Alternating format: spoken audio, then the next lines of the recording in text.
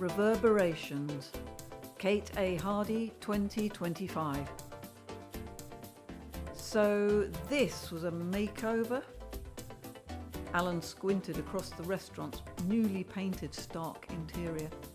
He felt like collapsing to his knees and howling. The Montebello had been so very perfect, snug, intimate, all red cloths, Chianti bottles and candles, and that reassuring, badly executed old mural of mountains and sea. Now it was modern, everything out of an IKEA catalogue. Grey, white, beige, plastic, ugly, and the bloody lighting.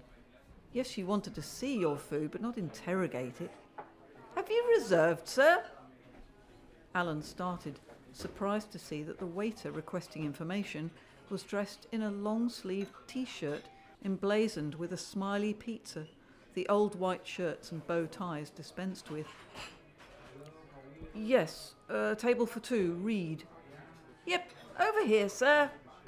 The youth busied about with paper placemat and new tinny cutlery. "Drink while you're waiting?" "No, thanks. I'll wait till she arrives." She.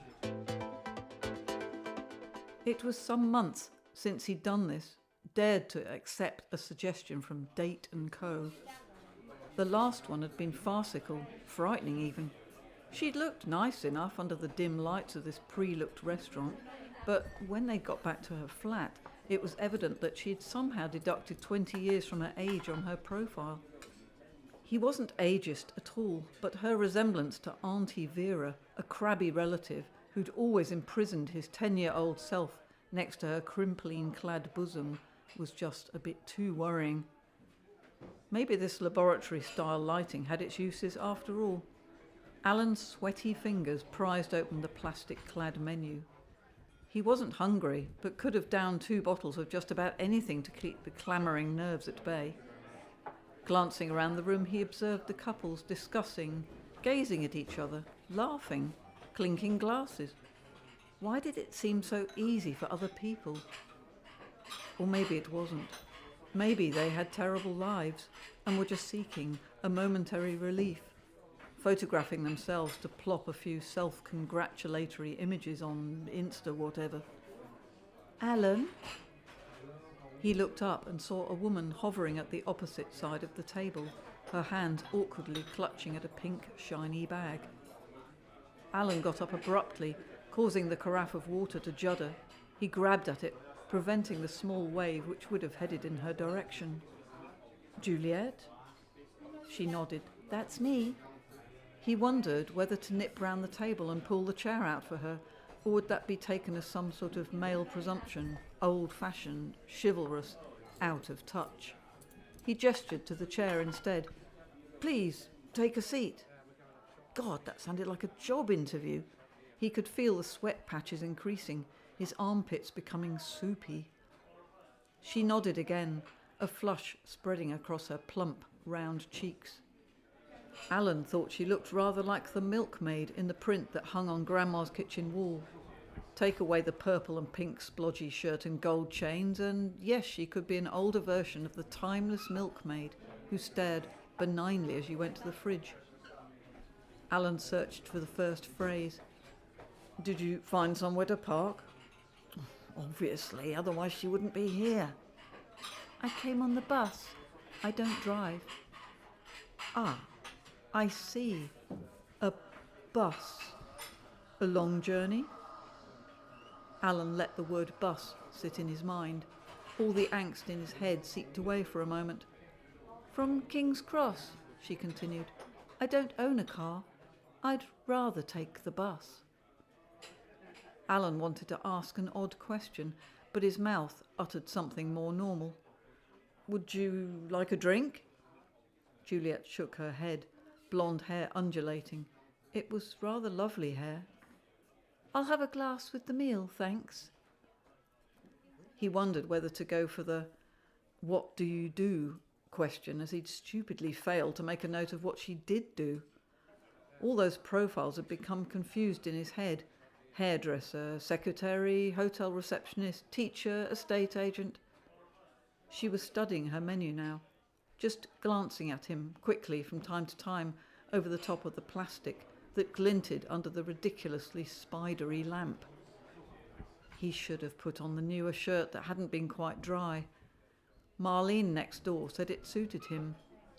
Blue to go with his eyes that had once sat within wrinkle-free skin, eyes that had scanned London cars' number plates for far too long. Are you ready to order?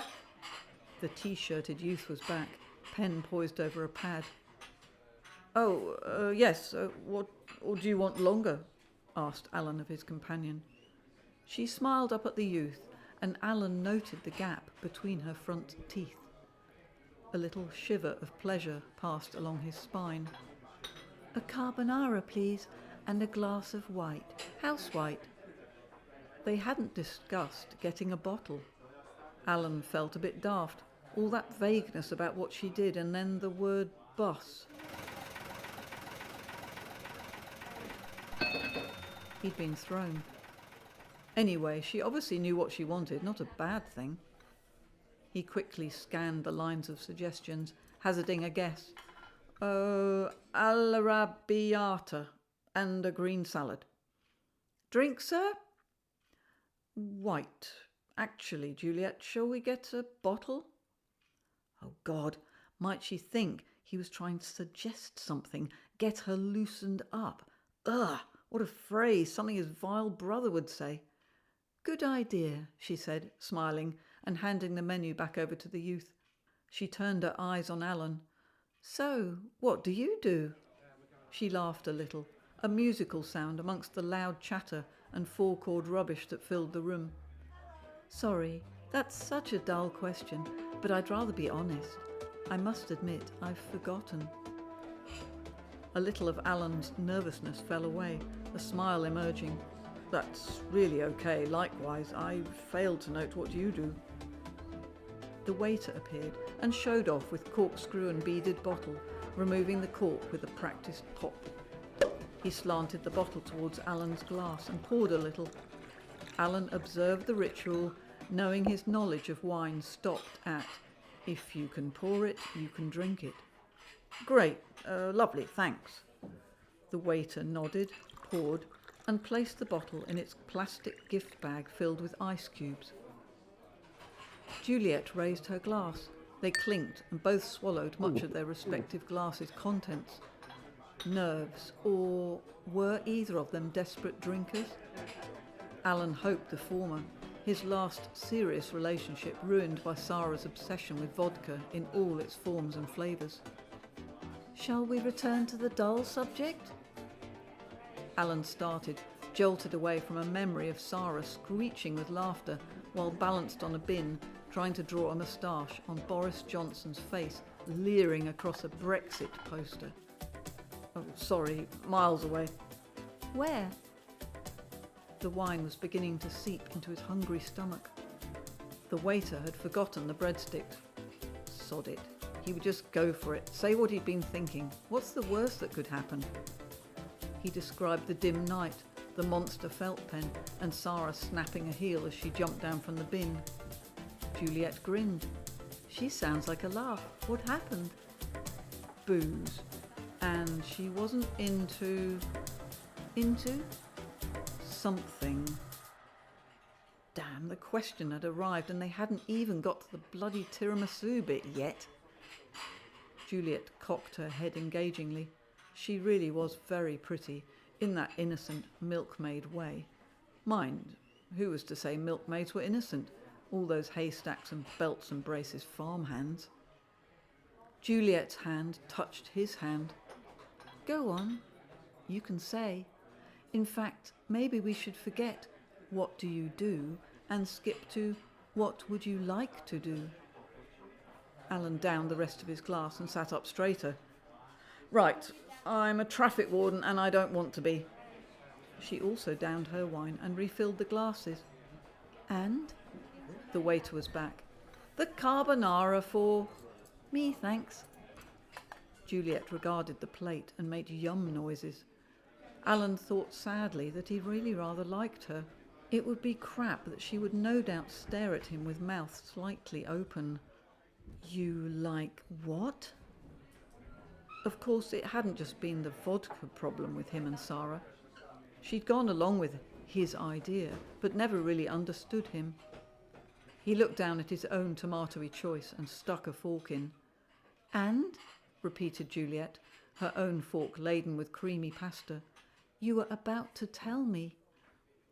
Oh, yes, okay, but promise you won't just leave. Sure, it can't be that weird, can it? Her brow was knitting slightly under the blonde fringe. Perhaps she was thinking about really dark stuff. Mortuary raids, inappropriate behaviour with goats. No, not really, just a bit. Oh, hell, look, I like buses, okay? Not just any buses. London route masters, to be specific. Juliette giggled a little, a thread of pasta clinging to her lip. She popped it back in with a pointed pink nail. You'll never, ever, ever believe what I'm about to say. I won't. No. So, I'm a carpet saleswoman, and I don't want to be. Alan swallowed a peppery mouthful. And? I've always had this thing about buses, especially the older ones. She looked a little dreamy for a moment. Something about that deep reverberation as they wait at stops. The route masters were the best. Deep, deep reverberation, and the smell of warm dust, ejaculated Alan, and those fuzzy velvet seats and the metal ticket machines. And sitting on the top deck with your feet on the bar. And the rain streaking sideways down the windows. Traffic lights blurring red and green. Alan's pulse seemed to be in hyper mode. Did you ever have any sort of fantasies? She whispered. Yes, those. I do, in fact. Although, since the route master has been taken off the roads, it might be more difficult.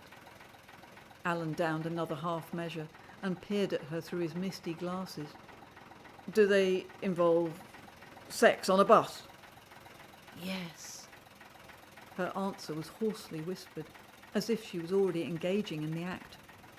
Alan slapped his red and green napkin forcefully on the table. Would the bus have to be moving? No, stationary would be fine, but better if the engine was going. Alan feverishly wondered if John might be up for a big wad of cash on a Friday evening. His words clattered forth. I've got this friend. He bought a route master on eBay. Cost a fortune. It's not far from here, just off the Holloway Road. Does it run? It does. Alan crossed his cutlery carefully across the large white dish, his trembling fingers causing the metal to rattle. Did you want a dessert? Juliette smiled, a red flush appearing on each cheek. Maybe an Irish coffee after we visited the bus, if it's possible. Just excuse me for a second. Alan scooted to the men's, prodded John's number into his phone and waited, his for the evening blue shoes jiggling on the tiles, words to himself jangling in the sterile room. Please, please don't be the flicks. John answered sleepily. Yeah? Alan described the situation. What do you reckon? John snorted into his phone. Fucking mad you are, but why not? 150 in cash, do you? Yes, great, marvellous. I'll be at yours in 15 minutes. The defeatist section of Alan's brain suggested Juliette would have left, secretly appalled by his weirdness. But she was there, nibbling on a breadstick, a pink shoe tapping out some internal rhythm. He laid a gentle hand on her back. Fancy a stroll to a certain bus owner I know? She glanced up at him with a cheeky smile. Next stop, Holloway Road?